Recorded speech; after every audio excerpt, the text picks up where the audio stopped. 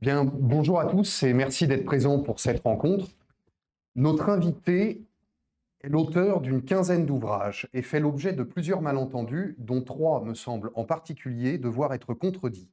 Le premier malentendu, il serait un écrivain de droite avec des valeurs de droite, à l'opposé en face d'écrivains de gauche avec des valeurs de gauche.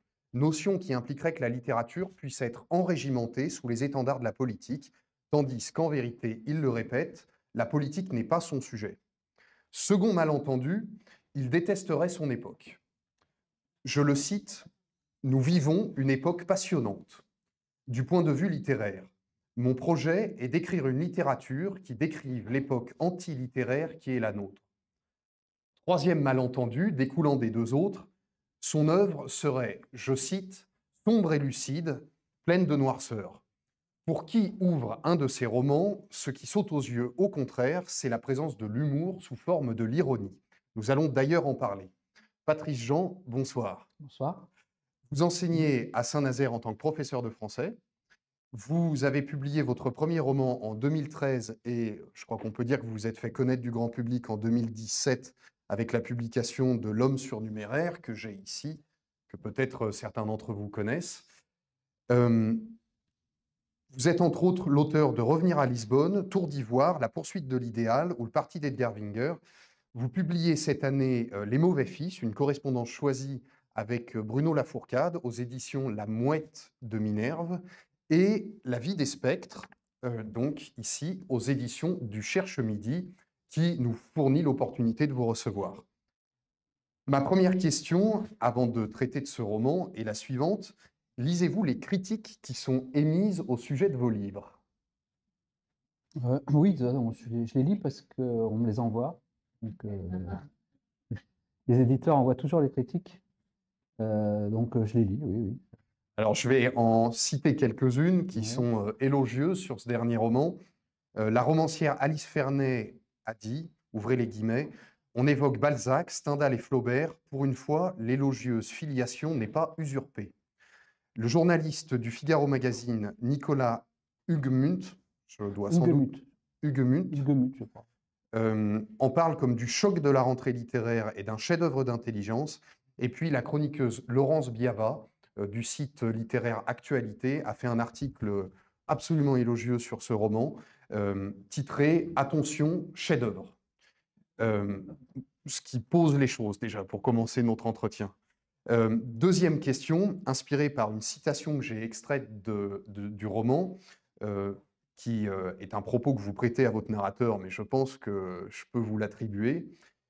Je cite, « Je suis arrivé à cet âge où l'on devine les répliques de ses contemporains sans qu'ils aient à les formuler, où l'on entrevoit ce qu'ils vont faire avant qu'ils le fassent, comme si la surprise et l'inattendu avaient déserté l'existence. » Est-ce que c'est la disposition d'esprit dans laquelle vous abordez cet entretien? Non, parce que je me demande bien quelle question vous allez poser. Donc, là, je suis dans la position D'attente. d'attente, j'attends. Bon, pour l'instant, tout va bien. Alors, Là, je veux dire, quand même, il y a quand même quelques critiques qui n'étaient pas bonnes concernant ce roman. Je vous l'ai dit. oui. Voilà. Bon, moi, Je tiens quand même à... j'ai retenu les critiques les plus Ouais, positives. c'est gentil. Parlons maintenant donc de La vie des spectres, votre dernier roman. Le narrateur du roman, Jean Dulac, est un journaliste nantais méprisé par sa femme et son fils, qui est chargé par le journal pour lequel il travaille de faire une série de portraits de personnalités associées à la ville de Nantes, ce qui vous permet d'ailleurs d'éreinter plusieurs figures incontournables de tout microcosme provincial, ce qui est assez, le terme est assez galvaudé quand on parle de littérature aujourd'hui, mais assez jubilatoire à la lecture. Un jour, un de ces articles provoque un scandale parce qu'il remet en cause les dogmes moraux de notre époque. Ma question est la suivante. Est-il dangereux aujourd'hui, pour un écrivain comme pour n'importe qui, de dire la vérité? Ah. Et peut-être pour un écrivain plus que pour n'importe qui.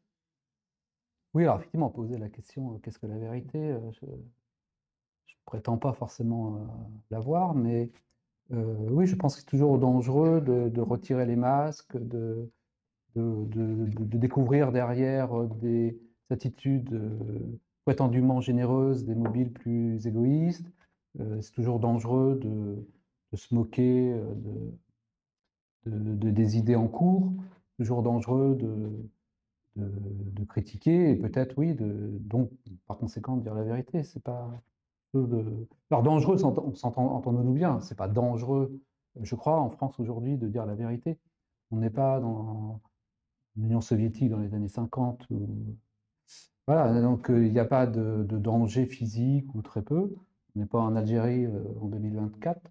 Donc, par conséquent, non, ce qui peut être un petit peu embêtant, c'est que, comme vous le disiez tout à l'heure, si on écrit telle ou telle critique, on pourra être un petit peu mis de côté par les journaux, on pourra ne pas avoir un prix littéraire ou je ne sais quoi. Enfin, n'est pas très grave en soi. Mais vous avez le sentiment qu'on vit dans une époque où la vérité peut passer à travers le prisme de la morale et pas souvent derrière la morale D'abord la morale, ensuite la vérité, oui, je pense. Mais je ne crois pas que ce soit une question d'époque? d'époque contemporaine. Je pense que c'est un fait de société, enfin, historique, anthropologique. Enfin, c'est toujours été moins comme ça. Mais si on prend l'histoire de la littérature, les écrivains ont toujours quand même été comment dire, enfin, beaucoup d'écrivains ont été en contradiction avec leur temps.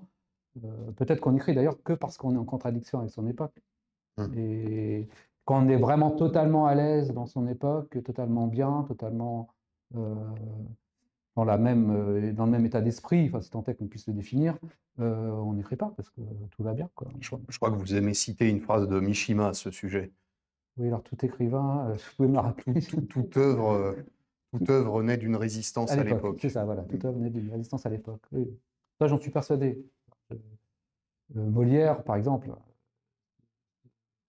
était comment dire, a résisté, même si c'était un ami de Louis XIV, il a résisté aux dévots, il était très critique envers les bourgeois de son temps, enfin, etc.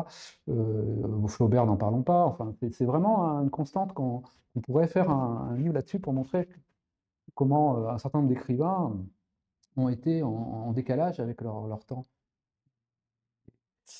Et parce que je pense que toute société fonctionne un peu, pas complètement, mais un peu sur le mensonge. Et donc, finalement, il y a cette volonté d'aller au-delà de ça. Enfin, Vous dites à l'instant, toute société fonctionne un peu sur le mensonge. Il se trouve que le roman ouvre sur une scène où le narrateur croise une de ses oui, c'est vrai connaissances aussi. et que l'échange entre les deux fait l'objet de ce que vous qualifiez de mensonge de courtoisie. Enfin, il y a une réflexion assez frappante sur Mm. l'articulation de Il y a- la civilité et du mensonge C'est comme les bons chasseurs et les mauvais chasseurs, hein. Il y a les bons mensonges et les mauvais et mensonges. les mensonges de courtoisie, Voilà, c'est donc. ça. Euh, Sous la Grèce antique, l'ostracisme était une cérémonie au cours de laquelle l'Assemblée des citoyens, qu'on appelait l'Ecclésia, choisissait de bannir l'un de ses membres. Et le nom du membre en question était marqué sur un tesson de céramique qu'on appelait l'ostracon. Il se trouve que le thème du bannissement social revient régulièrement dans vos romans. Est-ce que vous pensez que nous sommes à une époque qui a réhabilité cette sanction-là? Est-ce que l'ostracisme, tel qu'il existait sous l'Antiquité, a été réhabilité à notre ère? Oui, je pense que oui, oui. Alors, mais encore une fois, comme je le disais tout à l'heure, tout bannissement aujourd'hui n'est pas un bannissement tragique. C'est simplement une mise à l'écart. Il a le risque d'être un peu étouffé. Et je crois c'est important de le dire, hein, parce que je ne voudrais pas donner l'impression qu'on est aussi dans une société d'une grande violence, où tout opposant serait mis en prison, torturé. Non, ça reste doux. On est dans un bannissement doux, Ah bah, alors justement, puisque un ostracisme sympa, un ostracisme cool. cool. Euh, Justement, puisque vous parlez de la douceur de cet ostracisme, sous l'Antiquité, je crois que c'était, contrairement aux idées reçues, une sanction qui était assez légère, puisque la personne qui était ostracisée conservait ses biens, et à l'issue de sa mise à l'écart, obtenait le droit de revenir dans la cité et recouvrait l'ensemble de ses droits dans la cité. Simplement, pendant toute la durée où elle était exclue, son nom était maintenu gravé donc, sur ce tesson de céramique. Est-ce que vous croyez qu'aujourd'hui, quand on a été exclu, banni socialement, on a droit encore à cette réhabilitation? Je pense en particulier sur le plan médiatique. Ah, je ne saurais pas répondre à cette question. Des exemples de gens bannis. Bah, je pense à un écrivain comme Richard Millet, par exemple. Je ne sais pas si vous voyez qui c'est. Oui. Oui, voilà. Donc, qui a écrit un livre au titre extrêmement douteux, mais qui était quand même était éditeur chez Gallimard, donc il a été viré. Aujourd'hui, il vend 200 ou 300 livres chaque fois qu'il publie un livre, donc je n'ai pas l'impression qu'il soit spécialement réhabilité. Cela dit, peut-être qu'il le veut aussi, enfin, c'est un tempérament. Mais non, je ne sais pas. Alors, j'ai été frappé dans votre roman par la présence de la ville de Nantes qui fournit le cadre au roman. On sait au fur et à mesure de l'action les lieux exacts où elle se déroule. Vous donnez le nom des rues, vous donnez le nom des boulevards, des places, etc. Pourquoi avoir choisi de lui ménager une telle présence? Je précise que c'est la ville dans laquelle vous êtes né, je crois. Voilà, c'est la raison. Non, en fait, j'avais commencé, et ça va vous intéresser, j'avais commencé le roman, il se passait à Lyon au départ. Hein. Il se passait à Lyon, et puis je me suis aperçu, je connaissais quand même beaucoup moins Lyon que Nantes. Donc au bout de 4-5 pages, j'ai rapatrié le roman à Nantes.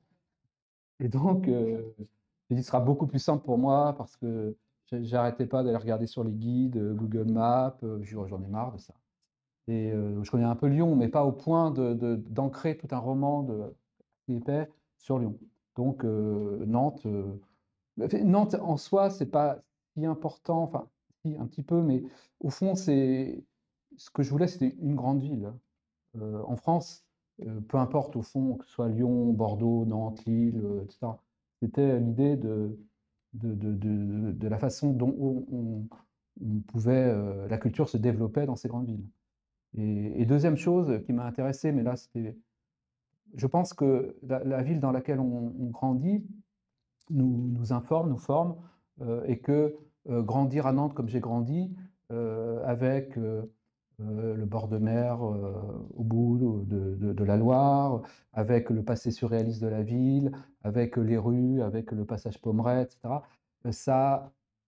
Ça m'a marqué, ça a fait celui que je suis, et j'aurais été peut-être un peu différent si j'avais grandi à Bordeaux ou à Aix-en-Provence. Vous voyez. Je pense que l'endroit où on est nous a une petite influence sur ce qu'on est. Donc j'avais envie de montrer aussi comment Nantes pouvait jouer avoir une influence donc comme ça sur mon Sur le personnage. caractère des Voilà, personnages. ça. Il faut qu'on revienne sur ce titre qui est frappant, La vie des spectres. Un spectre, par définition, c'est ce qui est mort, ce qui ne vit plus. On peut entendre le choix de ce titre sous deux aspects quand on lit le roman. Le premier, c'est parce que le personnage principal, donc le narrateur, à un moment s'isole dans un pavillon abandonné où il retrouve le fantôme d'un ami de sa jeunesse qui lui parle, qu'il est le seul à voir. Et je me suis demandé pourquoi vous aviez intégré cette figure au récit, cette figure fantastique, dans un roman dont je ne pense pas qu'on puisse dire qu'il relève du genre fantastique. Ouais, alors, c'est difficile de savoir pourquoi. À un moment, je me suis dit, tiens, ce serait bien que le personnage retrouve un ami à lui qui est mort. Alors, dans la vie, c'est pas possible, mais dans un roman, c'est possible. Et là, c'est un premier point. Et deuxième point, c'est que c'est la question du réalisme. Je pense que le réalisme, il faut en avoir une image, il faut en donner une définition plus large que celle qu'on lui donne habituellement. Le réalisme, c'est pas la description banale du réel, c'est pas quelque chose de quotidien. Je pense que le réel est quelque chose d'extrêmement étonnant, mystérieux, énigmatique. Et on vit tous ceux qui sont dans cette salle, on vit tous avec des morts, pas évidemment de manière concrète, mais on les a à l'esprit.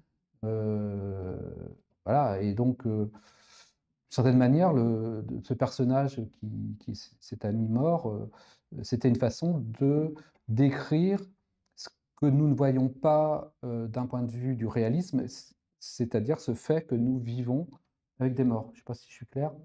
Et que d'ailleurs, quand on écrit avec les grands fantômes au-dessus de la tête, des grands romanciers du passé, et par conséquent, le vrai réalisme est obligé d'aller vers le fantastique, selon moi. C'est-à-dire que ce qu'on a appelé réalisme, c'est une vision tronquée et fausse de ce qu'est le réel.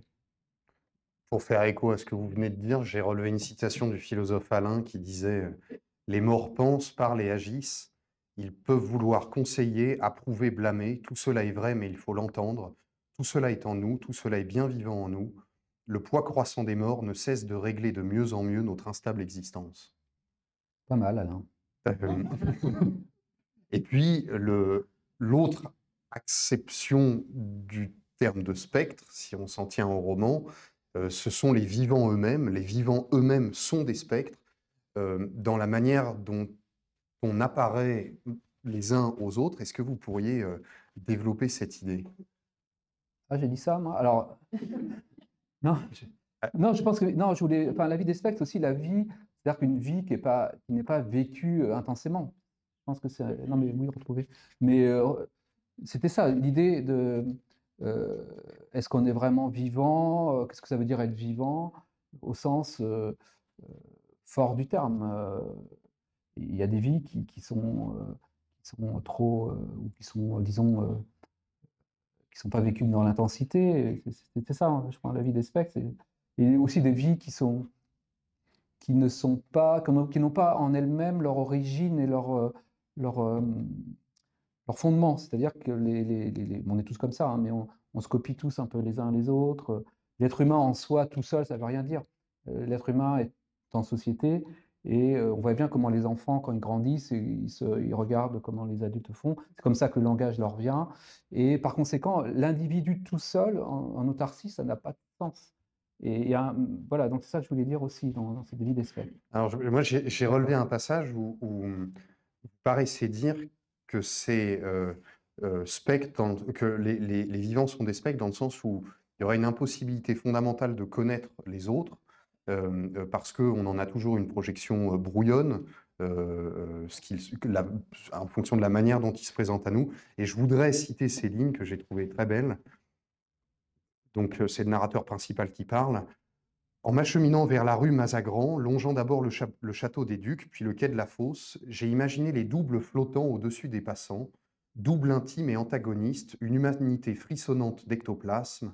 Chaque passant, me suis-je dit, est accompagné de ces doubles, ces chimères que l'on construit à partir d'une somme d'anecdotes ou de souvenirs, un entrelac de symboles et de phrases perdues, c'est le double qu'on aime, c'est le double qu'on déteste, les doubles remplacent la personne réelle, personne immobile et incertaine qu'il faudrait des années pour connaître vraiment.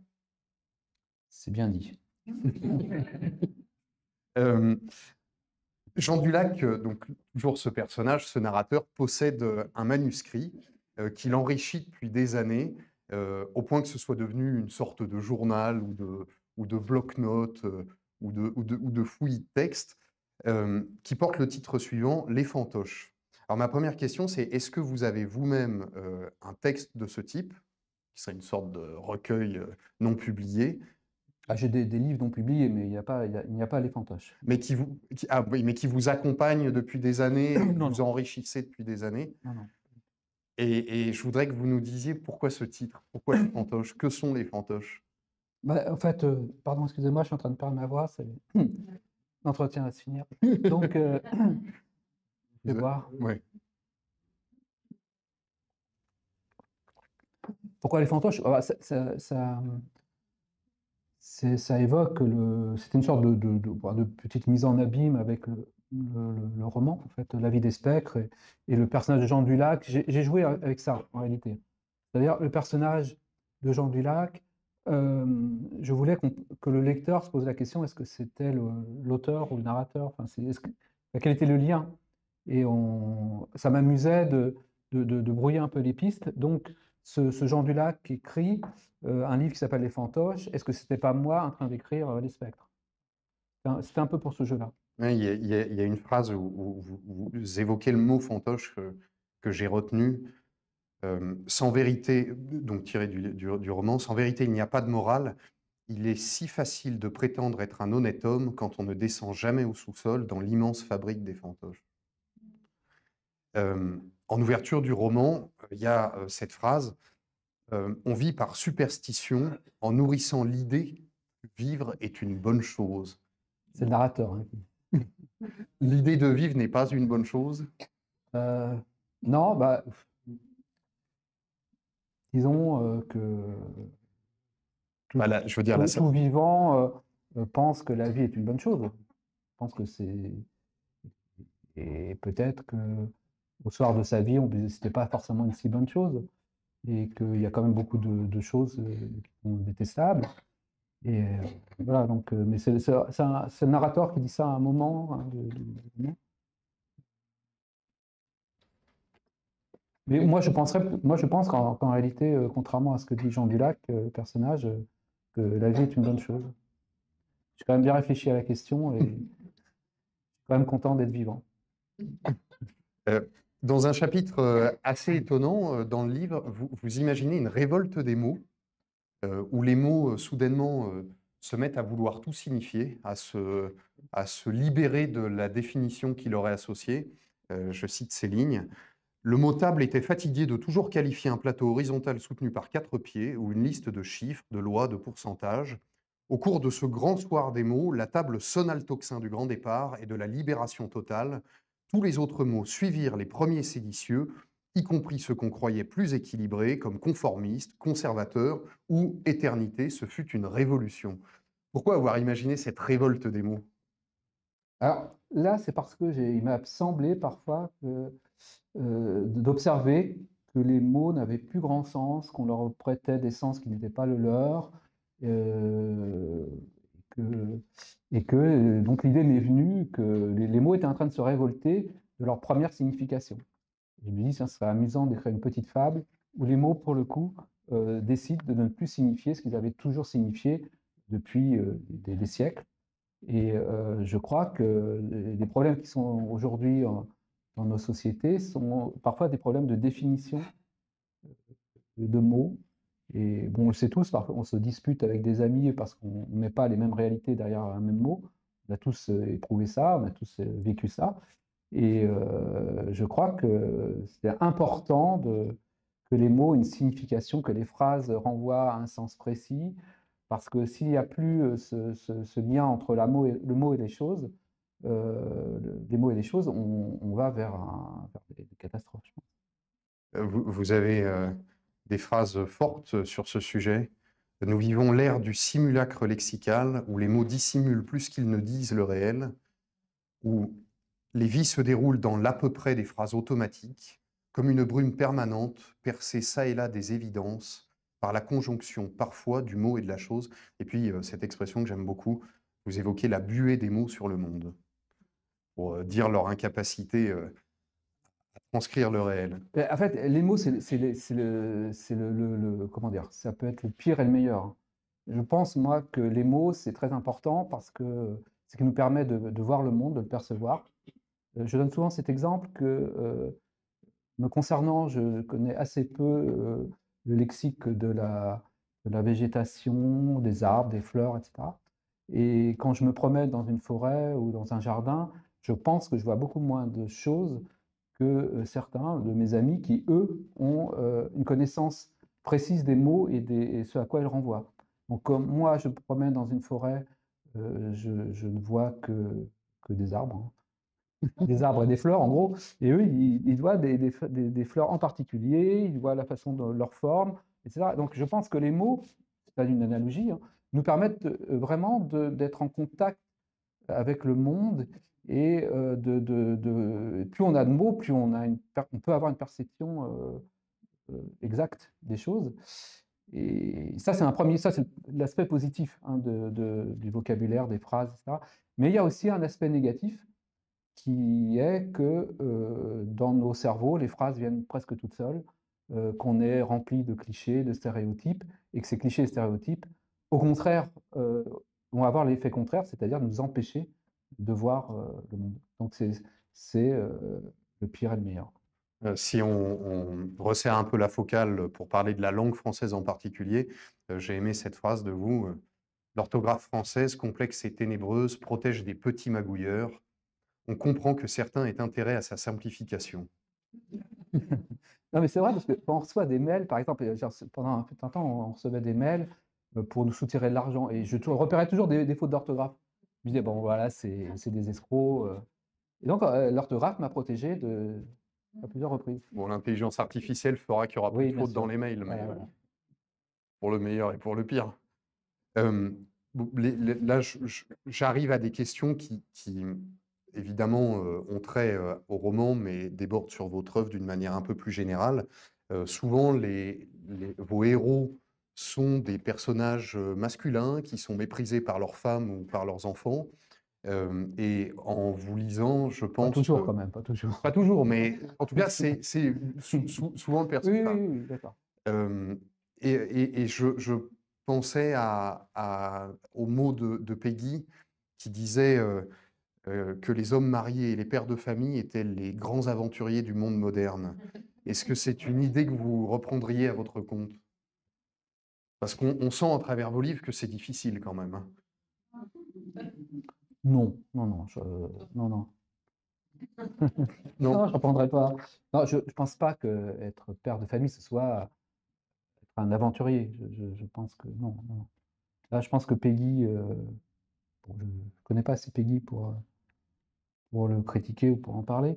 Non, peut-être en revanche où ça peut s'appliquer à notre époque, c'est que, bon, on sait tous, le mâle blanc de plus de 50 ans passe à un mauvais quart d'heure. Donc c'est en ce sens que là, oui, ça peut être compliqué pour certains pères. Mais Vous, pour les femmes aussi, enfin, je n'ai pas de là-dessus. vous- C'est dur de vivre en fait. vous avez une phrase implacable sur les familles. Vous dites: toutes les familles, ou presque, au bout d'une dizaine d'années, n'ont de substance que pour l'administration et pour les regards distraits. Qu'est-ce que ça signifie? Non, mais c'est le personnage qui dit. Oui, et vous le faites dire au Oui, bien sûr. personnage. Non, mais alors là, c'est toujours l'exagération d'abord du personnage et le plaisir de la littérature de l'exagération.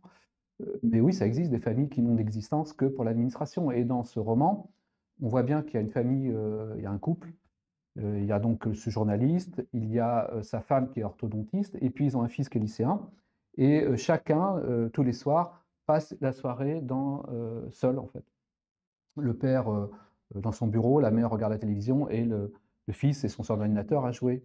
Et c'est ce que j'appelle une famille administrative. Il n'y a pas de lien, de profondeur, d'échange, et ça existe, oui, bien sûr. Alors, ma question suivante est un peu provocatrice, mais enfin, elle ne se prend pas vraiment au sérieux. Qui dit personnage masculin dit préoccupation masculine, forcément. Vous avez des thématiques qui reviennent, comme par exemple la paternité, le rapport aux enfants, le rôle d'époux, le regard porté sur le corps des femmes, le vieillissement, la calvitie aussi revient. Oui, ça touche beaucoup. Comment vous résistez aux soupçons qu'on pourrait vous porter de vous adresser à un lectorat masculin plutôt que féminin? Vous avez le droit de me dire que c'est une question qui ne vous intéresse pas du tout. Non, le fait est que j'ai beaucoup de lectrices, c'est suffisant. Non, non, là-dessus, il y a beaucoup oui, de lectrices qui m'écrivent ou que je rencontre, ou que je ne sais pas si je m'adresse à. Moi, je m'adresse à l'être humain, en fait, hein. En fait, je rappelle dans ce roman que les hommes et les femmes appartiennent à la même espèce. On oublie un peu. Et j'ai dit en introduction que l'humour occupait une grande part dans vos romans. Je dois dire que c'est, enfin, moi, quand je dis jubilatoire, c'est pas excessif, c'est qu'il y a vraiment des pages qui m'ont amusé.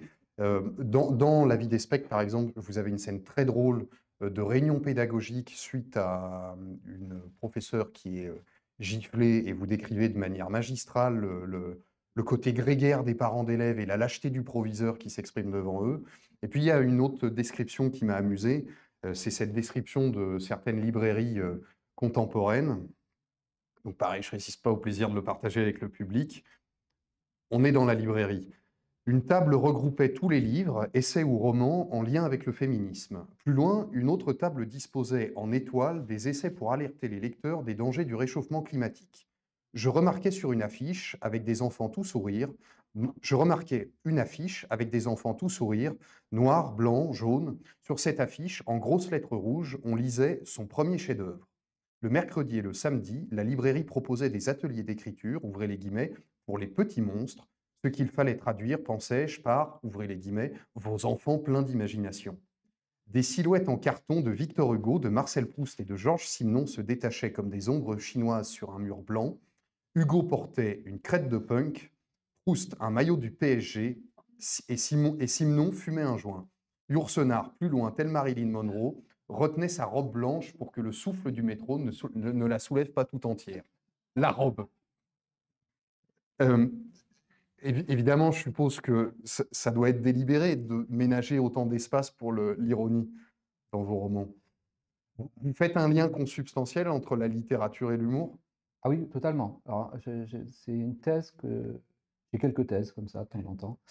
C'est une thèse que je défends, que la littérature a un lien profond avec l'humour, hein, avec le comique, la comédie, et que la plupart des grands écrivains sont drôles, depuis Cervantes jusqu'à Proust, jusqu'à Céline, jusqu'à Flaubert, etc.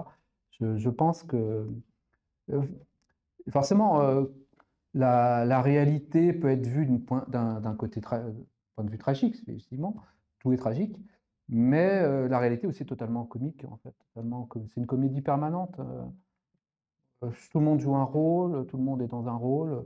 Il y a un sociologue qui s'appelle Erving Goffman, canadien, je crois, que j'ai lu cet été, donc c'était après avoir écrit ce livre. Et sa thèse, c'est que le monde est un vaste théâtre. Alors, c'était déjà ce que disait Shakespeare. Et nous jouons tous un rôle, alors avec chacun son costume. On est dans des pièces qui sont considérées comme des scènes. Et on a plus ou moins un texte à dire, etc. Donc, il pousse très très loin l'analyse sociologiquement pour montrer que la vie est une grande scène de théâtre où chacun joue. Et donc, si chacun, il y a beaucoup de comédies quand on observe des hommes entre eux. Enfin, pour moi, dès qu'il y a 3-4 personnes entre elles, on est déjà dans la comédie, quoi. Il y a forcément des faux semblants, il y a forcément quelque chose de drôle qui se met en place. Et ce lien avec la littérature, entre l'humour et la littérature, c'est parce que et l'un et l'autre permettent une prise de C'est la distance. description de cette comédie qui n'est pas forcément vue. Oui. Oui, elle n'est pas forcément perçue, mais il me semble que c'est un des rôles du romancier, c'est de l'apercevoir, ou du moins de s'en inspirer pour créer, pour la mettre en scène pour qu'elle soit plus évidente. Moi, c'est ce que j'essaie de faire dans ce que j'écris. Je ne sais pas si j'ai réussi toujours, mais j'essaie de montrer la façon dont nous sommes tous un peu des acteurs, et tout ça s'organise comme des comédies. J'ai réservé pour la fin de l'entretien à destination du public quelques phrases que j'ai piochées dans le livre qui Vous me faites peur. m'ont amusé à cet égard. Une autre caractéristique de vos romans, c'est aussi la volonté de brouiller la ligne de démarcation entre la réalité et la fiction romanesque. Je pense par exemple au fait que vous apparaissiez vous-même dans vos romans, soit sous votre nom véritable, ce qui est le cas par exemple dans ce livre. À un moment, c'est assez amusant, vous êtes mentionné. Et ça peut être sous forme d'un avatar, je pense évidemment à Orlaville dans L'homme surnuméraire. Et puis, parfois, vos personnages ont la possibilité dans le roman, alors accrochez-vous, je vais essayer d'être clair, ont la possibilité dans le roman de lire le livre dans lequel ils se trouvent, puisque le roman que vous lisez, vous, apparaît dans le livre, existe dans la fiction. Est-ce Vous m'avez compris?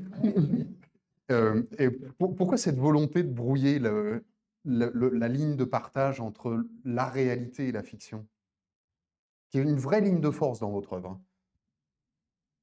Bon, c'est un jeu littéraire, de jouer avec la réalité, avec la fiction. C'est, heu, Et puis, ça renforce, puisque vous parlez peut-être de l'homme surnuméraire, ça, vous on parle... Celui-là, mais Oui, comme vous oui, apparaissez c'est aussi vrai, dans la vie oui, des c'est vrai. spectres, je me suis dit, Oui, non, mais si on prend l'homme surnuméraire, j'avais commencé un roman, et puis avec une histoire, et puis à un moment, je me suis dit, mais et pourquoi pas greffer sur ce premier roman un deuxième roman où les personnages liraient ce qu'on a commencé à lire dans le premier, enfin, premier roman, quoi.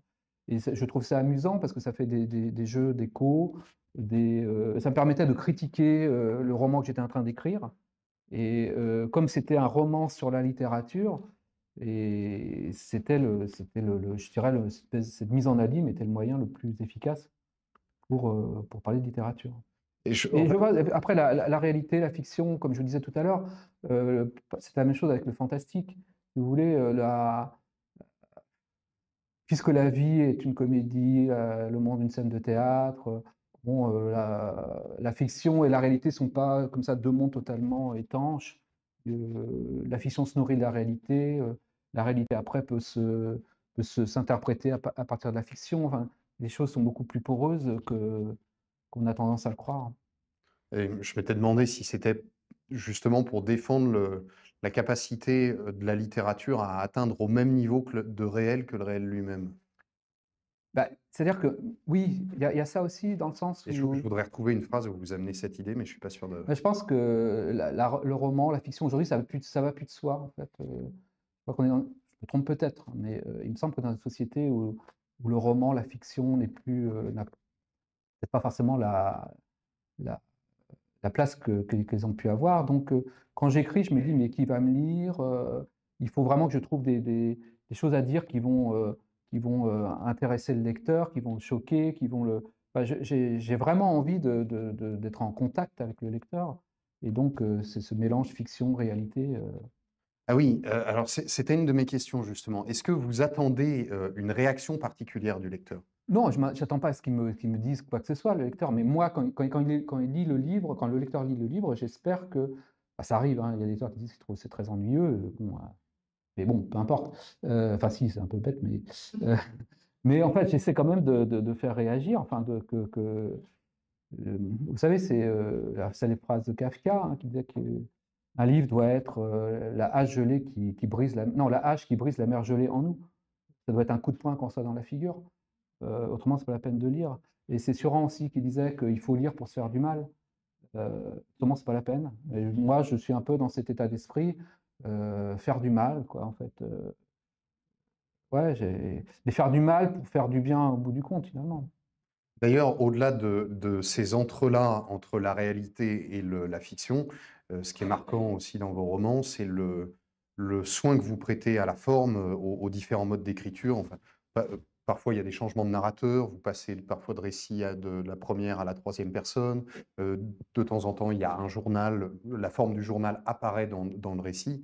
Et ce souci des modes d'écriture, je le rapproche d'un commentaire que je vous ai entendu faire. Quand je lis certains romans, j'ai l'impression que leurs auteurs ne se posent pas la question de l'ennui. Est-ce que vous pensez que c'est un enjeu spécifiquement contemporain? J'ai dit ça, moi. Ouais, alors, c'est-à-dire poser la question de l'ennui ou De se ne pas la poser, poser? pour un écrivain, de se poser la question de l'ennui, est-ce que vous pensez que c'est un enjeu accru dans notre époque, où il y a quand même énormément d'autres choses qui sont proposées, je Oui, pense c'est ce aux que je disais, écrans. oui, oui, c'est ça, oui. Il y a tellement d'autres modes enfin pour se distraire, enfin voilà, au 19e siècle, le livre était, un des rares, objets, artistiques, dans les foyers qui permettaient d'être en lien avec d'autres vies, d'autres existences à travers les personnages.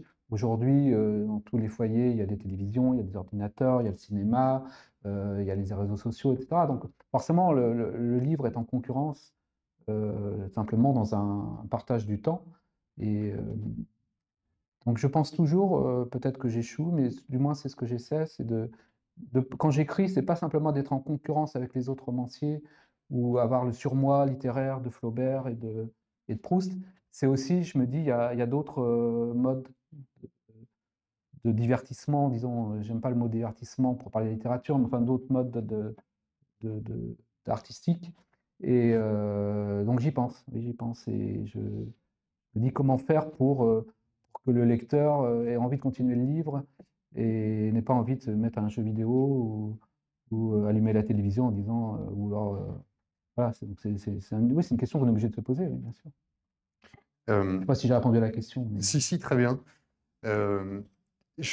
En mettant en parallèle, en l'occurrence, ces deux romans, La vie des spectres et L'homme surnuméraire, j'ai eu le sentiment qu'il y avait des archétypes humains qui revenaient dans vos romans. Alors, j'en ai fait une petite galerie. Vous me dites si je me trompe, hein. Alors, juste, j'interviens. En fait, mon éditeur m'a dit, avec ce roman, Patrice, vous faites un petit peu une sorte de synthèse de ce que vous aviez écrit auparavant. Donc, effectivement, on retrouve des points qu'il y avait dans L'homme surnuméraire, mais aussi dans d'autres romans. Je ne sais pas s'il a raison, mais peut-être un peu quand même. Moi, j'ai eu le sentiment de retrouver plusieurs archétypes. Alors, le premier qui m'a sauté aux yeux, c'est le personnage de l'universitaire doctrinaire, qui porte le nom d'Alexandre Corvec dans L'homme surnuméraire et qui s'appelle Anton Boer dans La vie des spectres. Vous avez aussi le personnage moi je l'ai appelé comme ça, hein, c'est moi qui les donne leur intitulé, mais le subalterne de l'autorité. En l'occurrence, dans La vie des spectres, c'est le personnage du proviseur. Et je parlais tout à l'heure de sa lâcheté. Je vous en lis quelques lignes pour le décrire. Le proviseur s'appelle Berthaud. Berthaud n'est qu'un pion sur l'échiquier de l'idéologie, ce qu'on appelait jadis la voix de son maître. Le maître, ici, étant l'opinion bien pensante de la moyenne bourgeoisie, bourgeoisement progressiste, pépèrement intransigeante.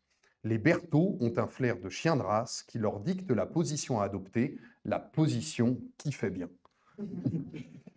Il y a aussi une troisième catégorie qui apparaît, ce sont les femmes savantes ou les bonnes copines. Souvent, c'est l'entourage de l'épouse du narrateur. Dans La vie des spectres, ce sont deux personnages qui s'appellent Sabrina et Nadège. Et je note que vous avez une conception assez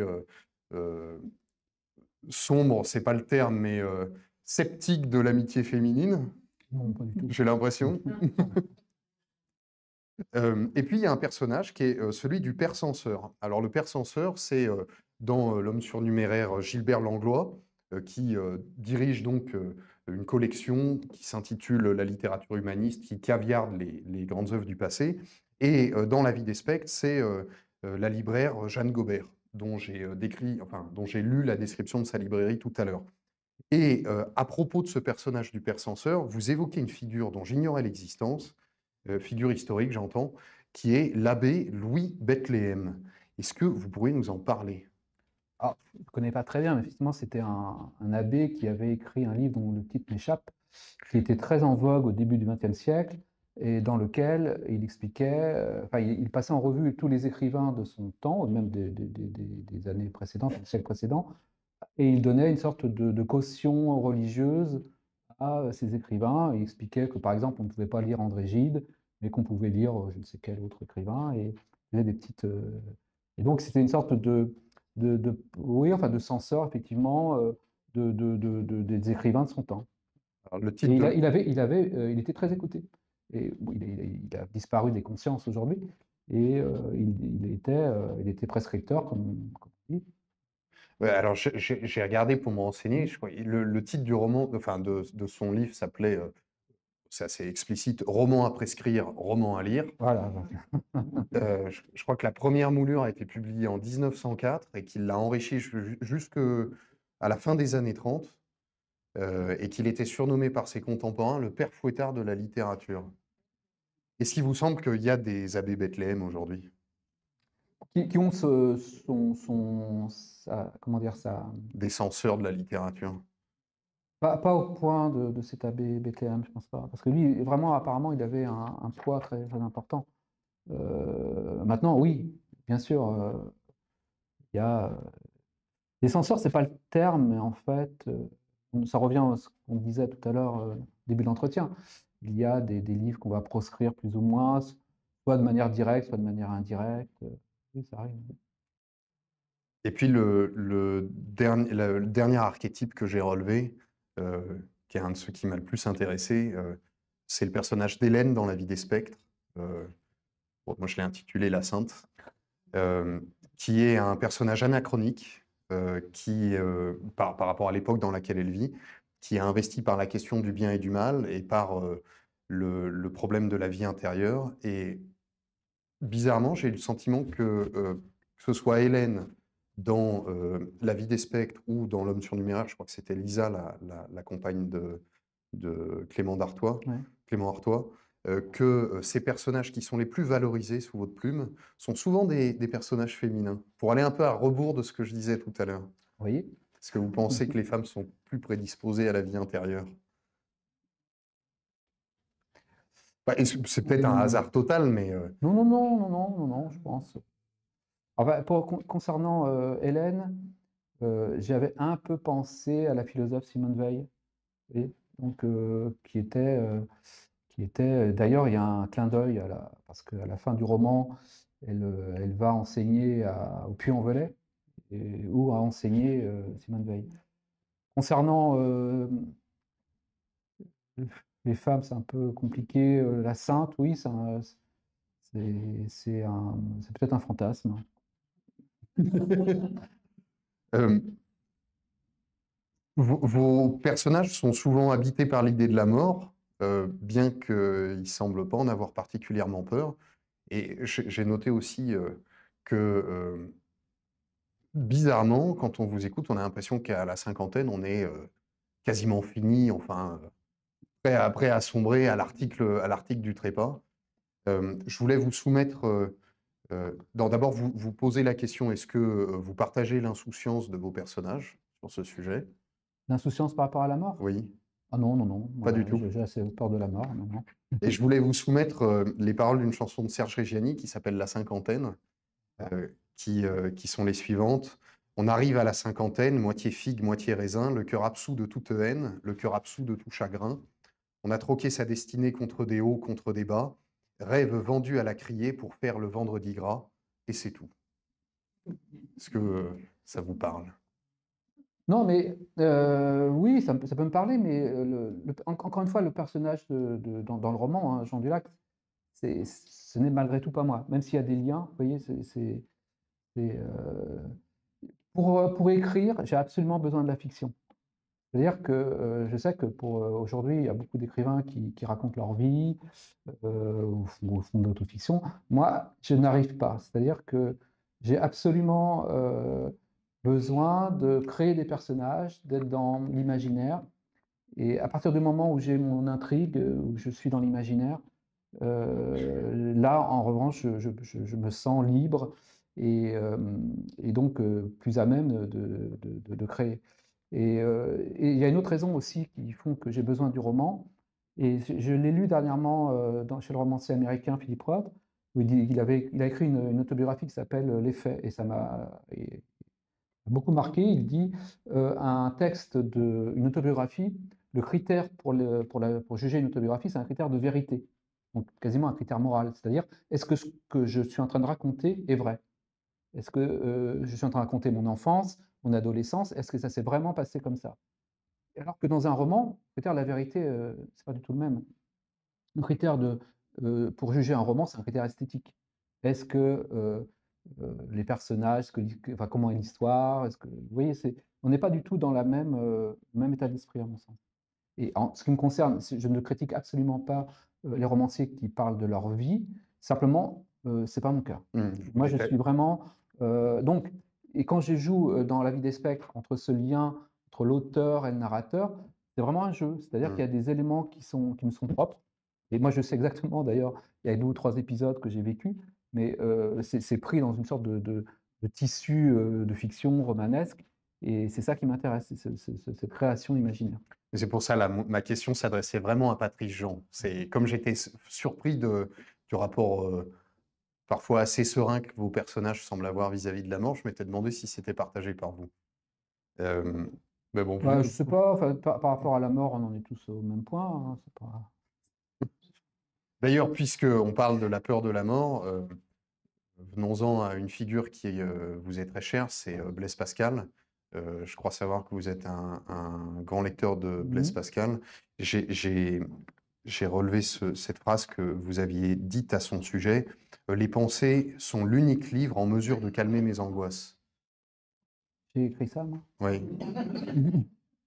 Ah, il y en a d'autres quand même, mais Qu'est-ce qui représente pour j'ai vous, vraiment Blaise écrit ça. Pascal?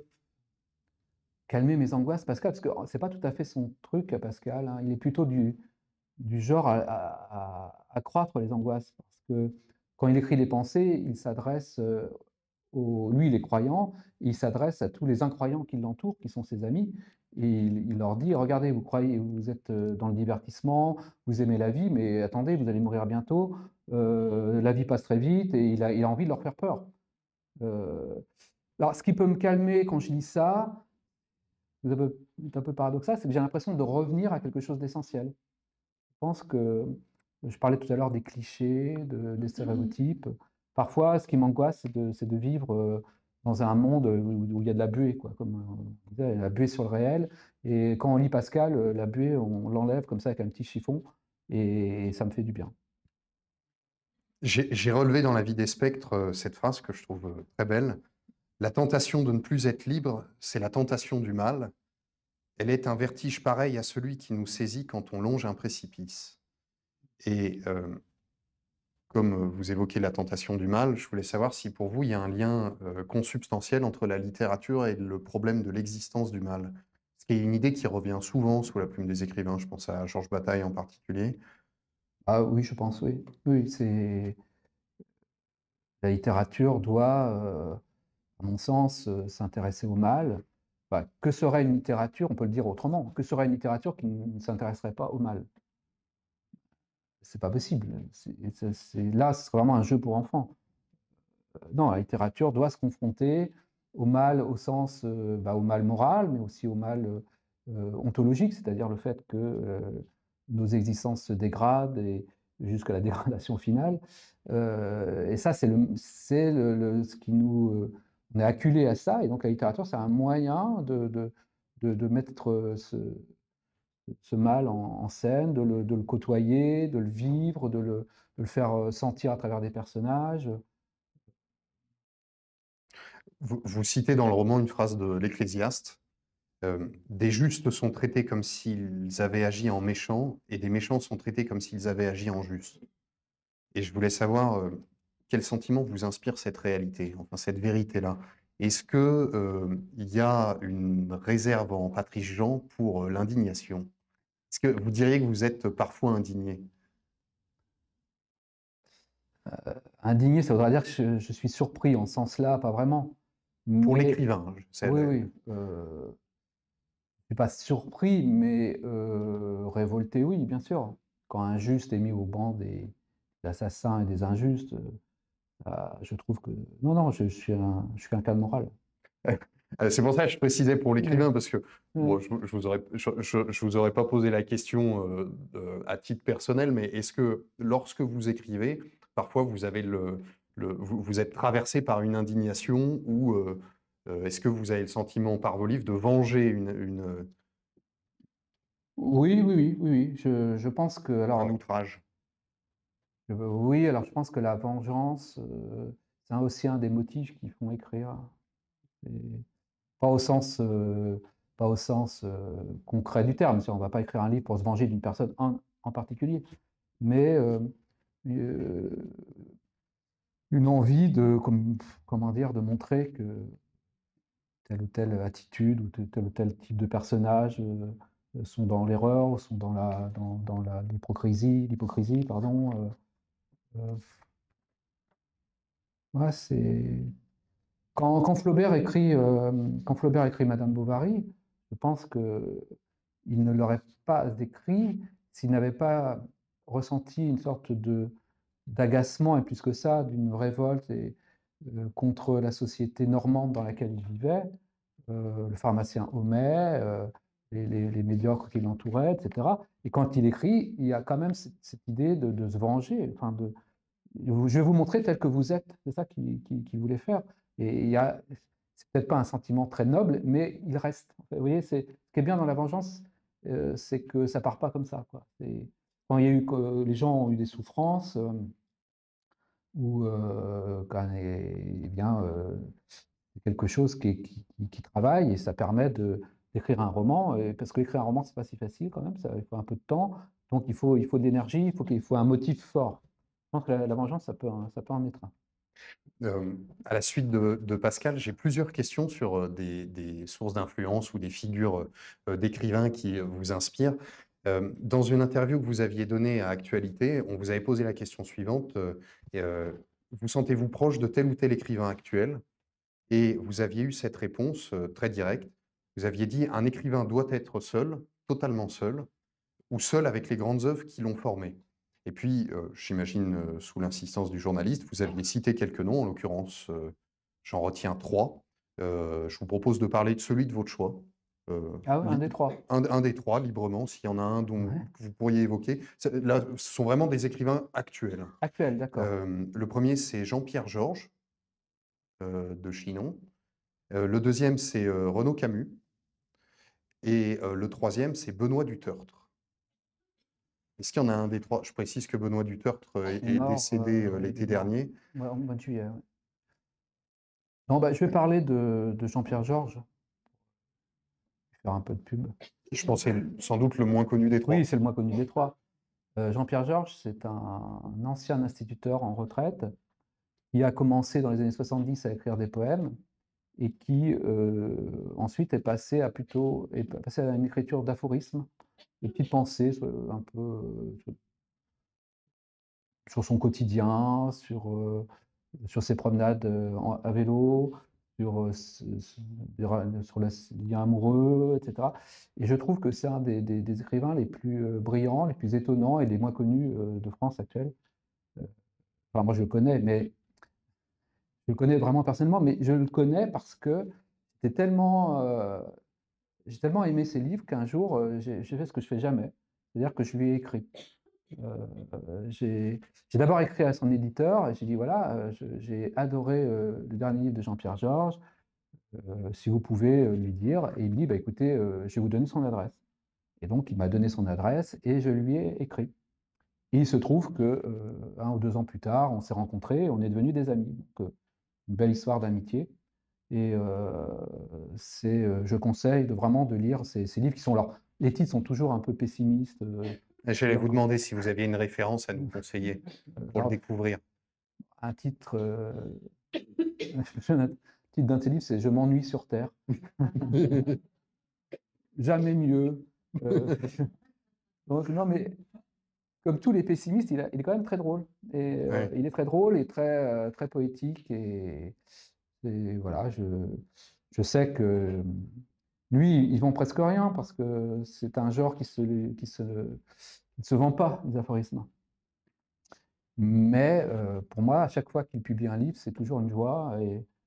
Et voilà. Donc, voilà ce que je peux dire sur Jean-Pierre Georges. Il vit à Chinon, effectivement, et il cuisine très bien en plus. Au-delà des écrivains contemporains, si on revient aux grands morts, pour vous, aux côtés de Blaise Pascal, il y a évidemment la figure de Flaubert. Je crois que vous êtes fou de Flaubert, que vous considérez Madame Bovary est le plus grand roman qui ait jamais été écrit. Oui. Et puis vous avez un rapport assez particulier avec lui, puisque d'une certaine manière, vous vous considérez quasiment comme son intime. Je précise, la raison pour laquelle je dis ça, c'est que vous l'avez découvert, je crois, avant ses romans par sa correspondance, et vous dites que pendant un temps, vous connaissiez toute sa famille, toutes ses amies, les pays où il était allé, ses voyages, ses doutes, par l'intermédiaire de ses lettres. Alors vous qui le connaissez si bien, qui dites même que Flaubert est incorporé à votre psyché, Ouh là là, qu'est-ce que vous auriez à nous dire de l'homme Flaubert? Ah, l'homme Flaubert. Qu'est-ce qui vous plaît, qu'est-ce qui vous a plu autant chez lui? Bah, effectivement, j'ai commencé à lire d'abord sa correspondance, avant ses romans. Et dans sa correspondance, il est spontané, direct, très drôle. Alors que dans ses romans, c'est beaucoup plus construit. Il avait une vision du style il recherchait la perfection. Dans ses lettres, il écrit déjà extrêmement bien, enfin même de manière à mon sens parfaite, une manière plus. Ouais, c'est-à-dire que ce que j'aime bien chez lui, c'est qu'il est drôle, C'est un fou de littérature. Il place la littérature et l'amitié au-dessus de tout.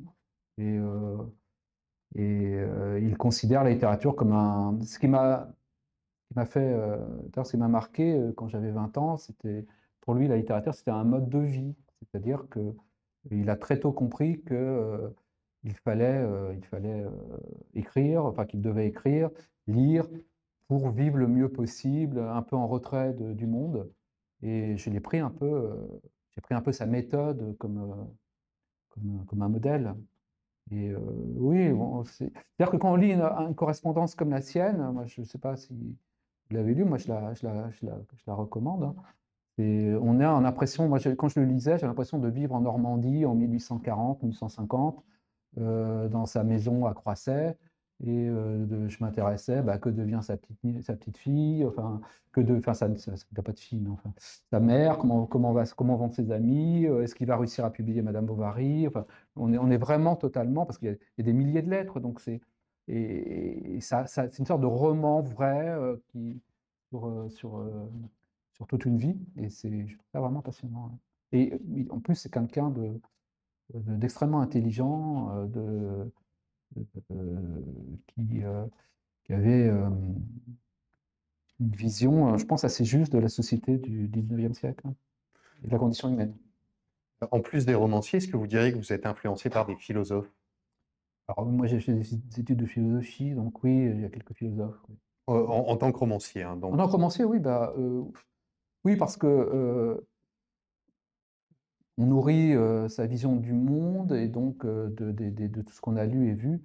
Et donc, oui, des philosophes comme Nietzsche, comme Schopenhauer, comme Sioran m'ont beaucoup marqué. Et toujours des philosophes littéraires. C'est-à-dire que j'ai beaucoup de mal avec la philosophie quand elle est très technique, parce que ça me demande concentration. Non, non, mais c'est pas ça. Mais non, quand j'étais jeune, je pouvais lire des philosophes très compliqués comme Searle, Kant, etc. Et maintenant, non. Ça ne m'intéresse plus. Là, vous venez de donner 3 noms très célèbres, mais vous ne citez pas Bergson. Or, tout à l'heure, on parlait des spectres, les vivants apparaissant comme des spectres, toujours en superficie auprès de leurs acolytes. Moi, ça m'a fait penser à Bergson, à sa réflexion sur le moi profond. C'est pas une référence qui vous inspire? Non, je ne connais pas très bien. J'ai lu 2 ou 3 livres de Bergson, mais je ne peux pas dire que je le connaisse bien. Alors, j'ai relevé un autre nom de philosophe auquel vous vous référez, qui lui est beaucoup moins connu. Et si vous l'acceptiez, je voudrais que vous nous en parliez un peu. Euh, enfin, j'ai regardé rapidement, mais je le Ouais. connais très peu. Je voulais savoir la raison pour laquelle il vous était cher, c'est Michel Henry. Ah, Michel Henry, alors c'est un philosophe qui est né dans les années 20, qui est mort au début du 21e siècle. Je ne dis pas de bêtises, en 2002, je crois. C'est un phénoménologue, et sa phénoménologie consiste à étudier la vie qui, selon lui, est invisible. Et cette idée-là m'a beaucoup marqué. Ce qu'il entend par vie invisible, c'est que on n'a jamais vu une émotion, on n'a jamais vu une pensée, on n'a jamais vu, c'est pas moi, une sensation, parce que c'est le fait de savoir sentir. Donc, toute notre vie intérieure est cachée. Au fond, c'est pour ça aussi que c'est une comédie, parce que ce qu'on représente extérieurement n'est pas ce qu'on ressent intérieurement. Donc, il a développé toute une philosophie là-dessus, et il se trouve qu'elle me semble en harmonie avec ce qu'est l'objet même de la littérature. Que la littérature est une façon de mettre en scène la vie extérieure, mais aussi la vie intérieure. Je pense, la grande force de la littérature, d'ailleurs, par rapport au cinéma, par rapport au théâtre, par rapport à tous les arts, c'est que c'est la vie intérieure. C'est-à-dire que quand on voit un film, on voit les personnages parler, on les voit agir, etc., mais leur vie intérieure ne va pas être décrite avec autant de soin qu'un romancier pourra le faire s'il le fait bien. Donc Michel Henry, pour revenir à lui, écrit une phénoménologie de la vie en plusieurs tomes, et c'est, je pense, un très grand philosophe. Je pense que c'est un des plus grands philosophes du XXe siècle. Euh, et... Alors, je me trompe s'il fait une mise en opposition entre le savoir scientifique et Oui, bien sûr. Oui. le prétention objective depuis Galilée et Tout à fait. la culture en tant que subjectivité. Bah, lui, il procède à une critique, effectivement, du monde galiléen qui considérait qu'on pouvait réduire enfin, les choses à des équations mathématiques. Euh, il pensait que le langage de la nature enfin, Galilée pense que le langage de la nature parle un langage mathématique. Et pour Michel Henry, comme je l'ai expliqué, les mathématiques ne sont pas la réalité des choses, parce que la réalité des choses, c'est ce qu'on ressent intérieurement. Chaque individu, nous tous dans cette salle, on a des sensations, des sentiments, des façons d'être qui nous sont très personnelles, mais c'est les seules choses qui existent vraiment, si vous voulez. D'une certaine manière, cette âme n'existe pas. C'est-à-dire qu'elle n'a pas conscience, elle n'a pas de sentiments, elle n'a pas de sensations, etc. Donc, il pense qu'à partir de Galilée, de Descartes et de développement des sciences, qui nous ont apporté énormément, évidemment, dans notre vie, évidemment, c'est extrêmement important, mais on perd ce qui fait l'objet même de la vie, c'est-à-dire cette somme, enfin, ce flux de la vie qui est en nous et qui sont ces sensations, ces impressions et cette vie intérieure qui est au fond le plus important. Je crois Je que ne sais pas si c'est très clair. Je ne pour pensais moi, pas aller ça faire un l'est. résumé de Michel Henry. Non, mais je trouvais intéressant parce que comme c'est une référence que je n'avais jamais vue passer Oui. et que je vous ai entendu le citer comme une des figures auxquelles vous rattachiez, c'est Oui. peut-être excessif, mais Si, et j'ai l'impression que ce que vous venez de dire, vous l'illustrez vous-même dans une phrase sous une forme concise, qui est la suivante, c'est la science est le point de vue du médecin, pour avoir celui du malade, il n'y a que le roman. oui, c'est un peu ça. Ouais. C'est un peu la même idée, Oui, c'est c'est un peu une la même idée. illustration Ouais, ouais. de cette mise en opposition. J'ai une dernière question concernant votre œuvre, votre univers, avant d'en venir à parler plus de l'époque, qui est la suivante. Dans La vie des spectres, vous avez cette phrase: « Seule l'enfance croit au sérieux des adultes, c'est pourquoi du reste elle aime jouer, pour échapper à cet état supposément pondéré et raisonnable qu'elle prête à la condition d'adulte. » Et pour reprendre une notion chrétienne qui est chère à Bernanos, je voulais savoir si vous êtes vous-même investi par l'esprit d'enfance. Si, Je ne sais pas. Oui, quand on écrit des romans, c'est un peu le prolongement de l'époque où on est enfant et qu'on joue avec des petits soldats. Euh, Quand j'étais enfant, je jouais avec mon frère, on avait des petits soldats et j'écrivais d'ailleurs sur un petit cahier le début des histoires. Ce qui énervait énormément mon frère.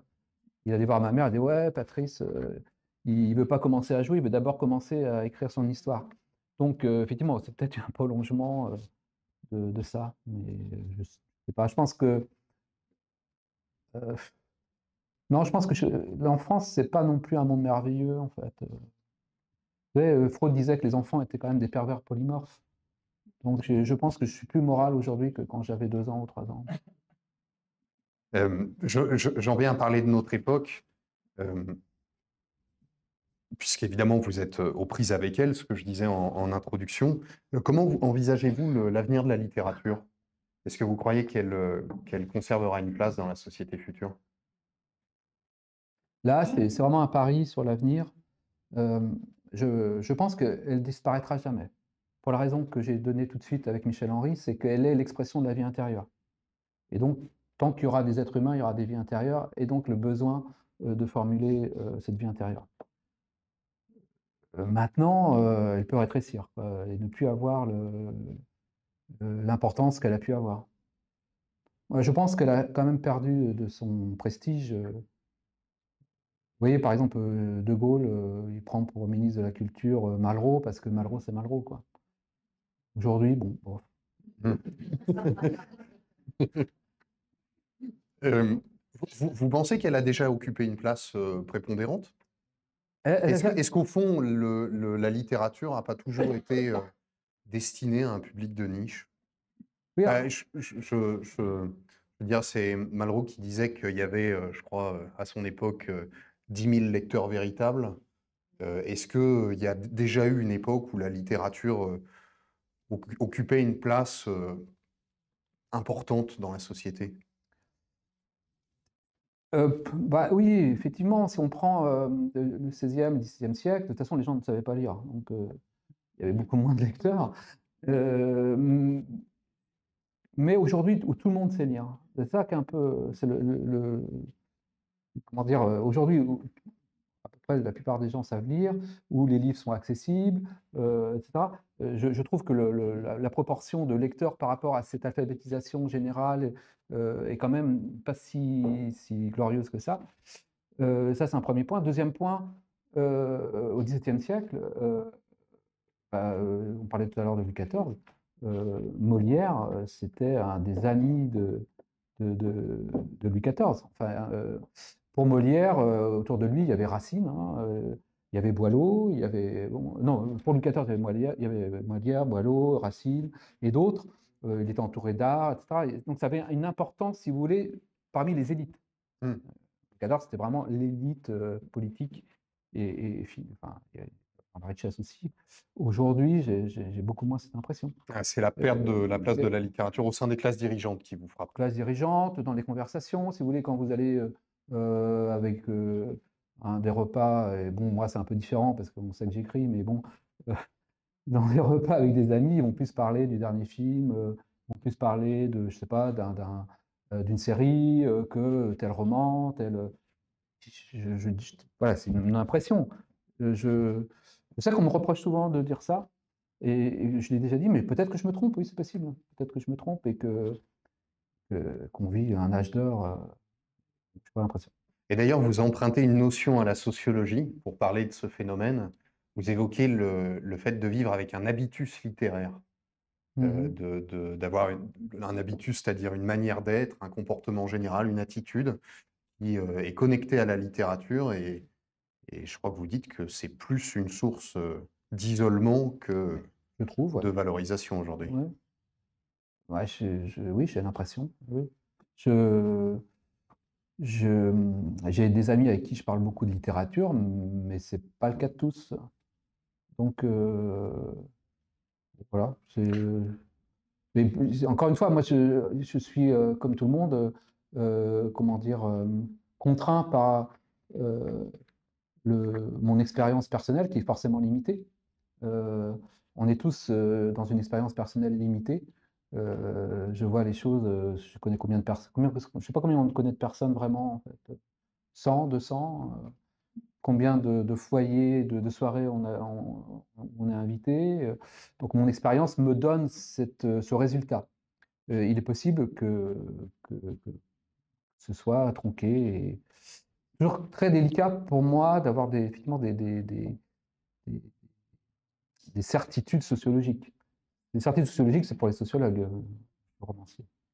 Alors, vous allez me dire encore que c'est votre personnage et que ça n'est pas vous, mais le personnage du roman de la vie d'Espec, sur un plan plus anecdotique, mais en restant véritablement sur le sujet de notre conversation à cet instant, évoque la multiplication des boîtes à livres dans les villages et lui dit que c'est un symptôme, là, l'expression est de moi pour synthétiser, mais de la clochardisation de la littérature.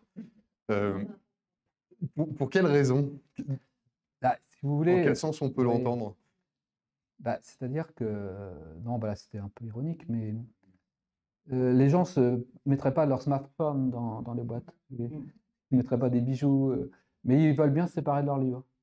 Ça, bon, je le fais, hein. Je mets souvent des livres dans les boîtes à livres. C'est un Et, symptôme. et dès que je vois une boîte à livres, je vais voir ce qu'il y a. Donc, je suis un peu de mauvaise foi. Mais je pense que, en effet, si on se sépare si facilement de ses livres, qu'on n'y est pas forcément attaché. Enfin, donc, parce qu'on présente ça comme quelque chose de super, parce que les livres circulent, tout le monde peut lire ça. Je pense que pour beaucoup, c'est aussi une façon de s'en débarrasser, parce qu'il n'y a plus la place. En ce qui me concerne, c'est un peu ça. Et puis, le narrateur toujours a cette phrase: il m'arrive de me dire que nous sommes la dernière génération pour qui il n'est d'autre triomphe que d'inscrire son nom à la suite des figures glorieuses de la littérature et de l'art. Vous pensez que les aspirants écrivains vont disparaître, que la source à vocation s'est tarie? Non, mais c'est une impression qu'on peut avoir, mais en réalité, non. Je pense que ce sera pas la dernière génération.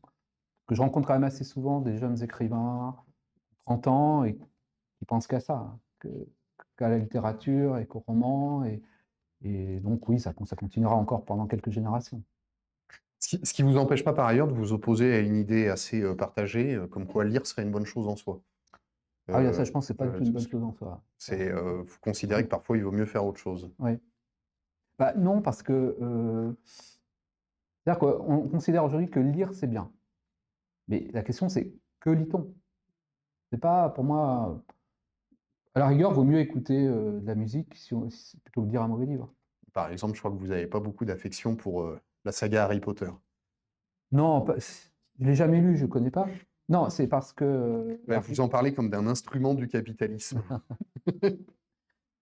c'est pas tout à fait ça. Mais oui, non, parce que non, j'entendais beaucoup quand Harry Potter est arrivé, il y avait beaucoup de succès. Tout le monde disait oui, c'est bien Harry Potter parce que ça va conduire les enfants à la lecture.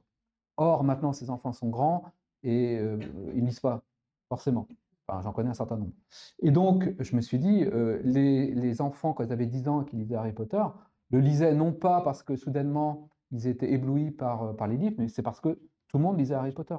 Donc, c'est une sorte de phénomène grégaire et aussi commercial qui a mis Harry Potter sur orbite. Et ce n'était pas, à mon sens, du tout ce qu'on disait, c'est-à-dire le marchepied vers la littérature. J'ai quelques dernières questions. La première, vous racontiez, enfin, vous évoquiez dans un de vos ouvrages, Kafka au Candy Shop, votre jeunesse à gauche et votre expérience du militantisme, en témoignant que la littérature vous a permis de vous détacher d'une vision idéologique du monde. Je voulais savoir s'il y avait des noms qui ont agi, des noms d'écrivains qui ont agi sur vous Ah dans ce bah domaine. ceux qu'on a Ceux qu'on a donnés, cités, hein, Flaubert, Pascal, Florent, Flaubert. Pascal, d'autres aussi, Pessoa, Gombrowicz, d'autres. C'est-à-dire qu'à un moment, enfin, je me suis aperçu que, enfin, pour moi, hein, la littérature, c'était plus important que l'engagement politique, et que ça m'a totalement détourné de ça, en réalité. Et je dis pas que j'ai raison, c'est mon parcours.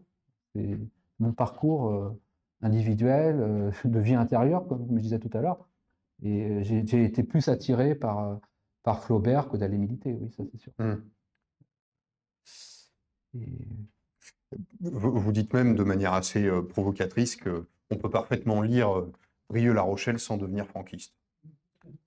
Qu'il y a des lecteurs de droite qui lisent du Annie Ernaux et des lecteurs de gauche qui lisent du Michel Houellebecq. bah, pour moi, c'est quand on aime la littérature, on se fiche complètement de ça. En tant D'ailleurs, qu'écrivain, vous faites toujours le pari de l'intelligence du lecteur? ah bah oui, bah oui, non, non, non, non, je fais le pari de l'intelligence du lecteur, oui, oui. Et enfin, comment dire, Annie Ernaux comme Michel Houellebecq, puisque vous les avez cités, je ne vois pas pourquoi quelqu'un de droite se refuserait à lire Annie Ernaux, quelqu'un de gauche se refuserait à lire Michel Houellebecq. Hein. Ça n'a certainement aucun sens. Parce que ce qu'ils ont à dire de la vie n'est pas réductible à des positions politiques. On peut être énervé en lisant Annie Ernaux ou Houellebecq en disant mais non, mais ce qu'il me dit là sur la politique, ça ne m'intéresse pas, je suis en désaccord, mais quel con, etc. Ouais. Mais l'important chez eux, c'est pas ça. Donc voilà. Picasso était communiste, ça n'empêche pas d'aimer sa peinture. Enfin, vous voyez, c'est ça. Ouais, je pense, deux dernières questions qui ont trait au métier que vous exercez, que j'ai mentionné en introduction, à savoir le fait que vous êtes professeur de français ou de lettres modernes d'ailleurs. Ouais, c'est pareil, hein, lettres modernes ou français. Enfin, lettres modernes, si vous voulez. En fait, je vous pose la question parce que j'ignore à quel niveau. Enfin, Comment ça, quel je veux niveau? dire à quel niveau dans le secondaire, Oui, dans le secondaire, j'ai en, des lycéens. Ouais. en lycée. Vous faites un aveu d'impuissance à propos de votre propre métier en disant qu'on ne peut pas faire aimer la littérature. Et je voulais savoir, dans cette perspective, en quoi consiste le métier de professeur de français? À gagner de l'argent. Hein. Non, non, Ce qui est une réponse audible, hein. non, mais si, on peut quand même oui, on peut présenter des œuvres, des auteurs, mais faire aimer, bah, on peut donner les moyens de faire comprendre une œuvre. Et faire comprendre une œuvre, c'est pas la faire aimer. Et c'est pareil avec des individus. Vous voyez, vous rencontrez quelqu'un, vous lui dites: «Ah, celui-là, il faut absolument que tu connaisses machin, il est vraiment sympathique, on fait le portrait». Et puis, la personne rencontre machin et elle trouve, malgré les éloges qui en a été faits, elle le trouve toujours aussi, insupportable. On ne peut pas faire aimer. Enfin, aimer, c'est quelque chose, c'est très difficile, c'est très, très difficile et ça arrive parfois que tu réussisses à faire, aimer un texte, mais c'est extrêmement compliqué. Je peux réussir à les expliquer. Je peux expliquer à des élèves, la beauté d'un texte de Flaubert, la beauté d'un texte de Baudelaire, mais après, c'est libre à eux de l'aimer ou pas. On peut comprendre quelque chose sans l'aimer. Et alors, la question est évidemment caricaturale, peut-être idiote, mais avec vos années d'expérience du métier de professeur, si demain le Premier ministre vous appelait pour prendre la tête du ministère de l'Éducation nationale, est-ce qu'il y a une mesure que vous souhaiteriez mettre en place Pour l'enseignement du français ou pour de manière l'enseignement du globale? français, je veux dire, ou pour le fonctionnement du secondaire en général? Mais est-ce qu'il vous semble qu'il y a, est-ce que vous avez un retour d'expérience à nous faire, vous pourriez Alors, adresser aux politiques? oui. Oh là, on Non, sort totalement de la non, littérature, hein. ouais, mais oui, justement, je suis pas tellement, non, je pense que, faudrait des classes beaucoup moins nombreuses. Je pense, par exemple, si on parle de la littérature, vous avez, des livres à étudier, vous avez 35 élèves face à vous. C'est compliqué, vous voyez? Mais si j'avais 5-6 élèves, alors peut-être moins d'heures par semaine évidemment, mais ne serait-ce que 5-6 élèves, 1 heure par semaine, en tête à tête, je dirais d'homme à homme, si j'ose dire, je pense que je réussirais beaucoup plus facilement.